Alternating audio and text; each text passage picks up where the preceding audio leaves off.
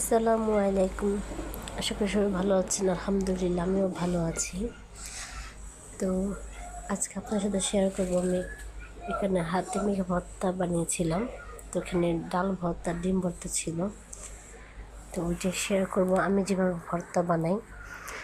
তো খেতেও দারুণ লাগে এবং দেখতেও লোভনীয়। তো ঝাল ঝাল করে বানিয়েছি। তো তোমরা দেখতে থাকো, অবশ্যই আমার ভিডিওটা এটা লাইক দিও, অবশ্যই আমার চ্যানেলটাকে সাবস্ক্রাইব করে পাশে থেকো। তো এখানে একটু রসুন ভাজাও দিয়ে দিয়েছিলাম। তো এই তো আমার এখানে রসুন মাখাটা কমপ্লিট। তো এখানে আমি একটু পরিমাণের মতো ডাল দিয়ে এখানে আমি ভর্তাটা করে নেব। এখানে আমি একটু তেল দিয়ে দিলাম, ভাজা তেল ছিল।